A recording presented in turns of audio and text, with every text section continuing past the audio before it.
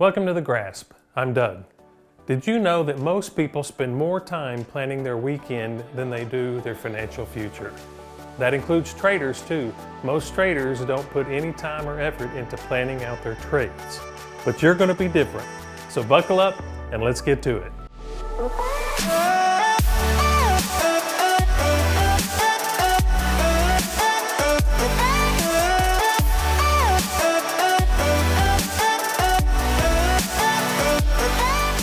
Of course, as always, we have to start by saying we're not professional financial advisors. Do your own research. When most people approach the market, they literally think that they're just going to wake up in the morning, get their cup of coffee, sit down at the computer, turn it on, and start trading. But that's not how you should do it. Everything involves a plan. Russians don't take a dump, son, without a plan. Today we're talking about your personal pre-trade punch list, because no automated system in existence can take into account every single variable. There are just too many of them.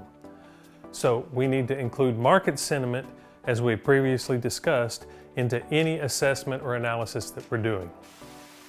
Now, once we develop our own individual pre-trade punch list, we can test its reliability.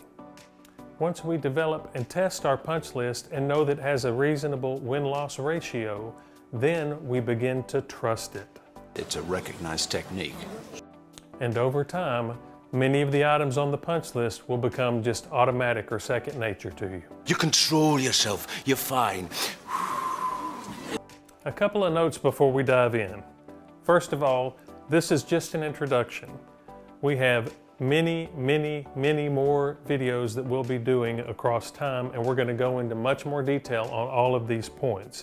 So again, this is the introductory course, so we're just giving you a brief overview.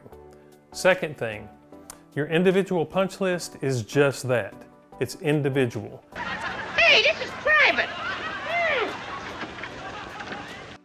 There are hundreds of candle patterns, and each pattern has an endless number of variations surrounding that pattern.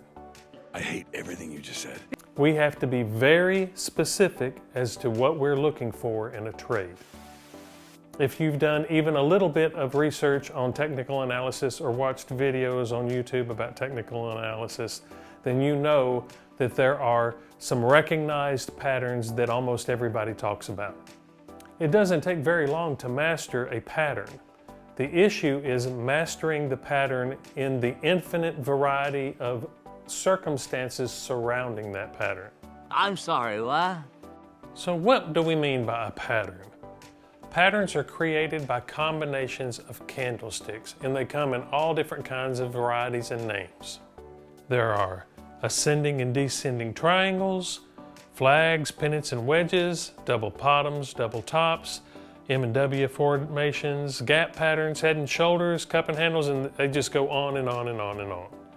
Add to these patterns the manifest variations in market environments, and you can understand very quickly why it is so vitally important to specialize. Light bulb. Now, every pattern has its own distinct characteristics, but every pattern is more potent when you combine it with other factors. But let's keep that on the down low. These energizers will help you be much more profitable. Excellent! We want to combine some common sense characteristics with Japanese candlestick analysis. That's how it starts, you know. The candles show us very clearly what is actually going on in the market. Geez, you know, that information might have been a little more useful to me yesterday. But before we dive into patterns, we need to talk about candlesticks. So as we dive into the candlestick analysis, there's a couple of things that we need to know. Now, first of all, there are all different types of candlesticks, right? And you can see here you got hammers and shooting stars and dragonflies and dojis. But knowing the names or memorizing these doesn't put a single penny in your pocket. That is not important. What is important is understanding what the candles are saying to you. Now, of course, again, we're just kind of glancing across the top of this because we're given an overview, but we're going to dive much deeper into candlestick analysis in later videos. But for right now, suffice to say, here are some examples of Japanese candlesticks that you can use to identify. Candlestick analysis is so important. Candles tell us about potential reversals. Candles tell us about the strength of the move. Wicks and tails help us measure what other traders in the market are doing. The size of the body or the total trading range also tell us more about the strength or weakness of a move. Combining all of this with other elements is going to be the key to keep us objective. So a couple of things to note about the candlesticks before we dive into them. First of all, the reason that candles are so important is there's no speculation in it. Every single bit of information, every dot in that candle is a buy and a sell. It is actual things that are happening, no speculation. Secondly, we consider one candle at a time. And a candle isn't finished until it is complete. And when that time period goes by, that gives us all the information that we need for that time period. So let's look at a couple of candles. So as you can see here, we have several candles listed across this page. The first thing to notice is there is no particular percentage or range that determines whether a candle is average or large or small. It is in the context of that chart. We say a large candle. What is a large candle in the context of that chart? Whether a candle is average or large or small or neutral is only relevant when we put it in the context of other candles. So that can tell us, you could have a move coming up and then you get a small or a neutral candle, and that could be warning us of a potential change of direction, but only in the context with other candles. And we'll dive into this more in our intense candlestick analysis video. Again, we're only giving an overview here. So let's put a few together so we can illustrate exactly what I'm talking about. So for the purpose of this illustration, we're going to assume that this is in a stage 2. It's in an uptrend, and this is a pullback in that uptrend. And so as you see here, we have a small red candle, and we have the entry marked above that candle. And so as the price goes above that candle on the second green candle, we are now in the trade. And so at the S at the bottom of that second candle, that is our stop. So if the price goes below that, we are out of the trade. So the point of this illustration is to show the relationship of candles. So obviously we've got our entry. It's a beautiful green candle. So the next candle tells us some information. We had a nice big green candle. We're expecting this thing to go, and notice that we open way below. Is that the kind of open that we expect after we've had this nice green candle? That gives us some information. Perhaps this thing isn't as strong as it wants. But let's compare it with a different set. Now compare this one. Same setup, same uptrend, same entry, but we have the nice green candle there at number 2, but notice that this one on the next day doesn't open so far below. We still close up at the close of the second day.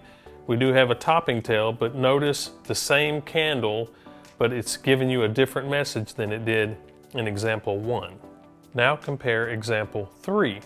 Same setup, same uptrend, same entry, same nice big green candle on day 2, but notice now we open where we closed and are continuing higher. This is a much more bullish appearance than 2 or 1 is. So even though we have the same candles, we want to compare them in the context of other candles. So they are all speaking to us and giving us information. Now we take the power of those candlesticks and we combine it with other analysis tools which increase our probabilities. Those are going to include the larger charts, the macro market. Is it in an uptrend? Is it in a downtrend? Of course, we'll talk about pattern recognition. We're going to be talking about volume analysis and trend analysis, support and resistance, and many, many other things as we go on into our videos. But the main thing to keep in focus here is that this is just an overview. We're going to go into all of these things in greater detail to increase our probabilities of being on the right side of the trade. Congratulations, gentlemen. You should all be very proud of yourselves. So as you see here, we've got a nice chart going from a stage 1 into a stage 2 as we've discussed previously. The beauty here is we know because we're going into a stage 2 that this is an uptrend. So it's not a matter of if we're going to trade it, but when we're going to trade it. We're going to look for our entries, and we're not going to be looking to go short because we're in a stage 2. We want to keep everything in our side. And of course, we're going to cover all these details and these entries and things later. Now, some people may choose to add moving averages on here, and you can see in this chart we've added a few moving averages on here as well. Other people may choose to add moving averages and trend lines here as again. We don't need all of that. If we understand what the candles are telling us, then we will make good, clear decisions. If it helps you to add a few things, then we can do that, but they're not required. That's probably a good place to stop now. We've covered a lot of information, and we're going to cover all this in much more detail, but we've got a pretty good handle on where we're going to be going from here on out. But let's make a few points.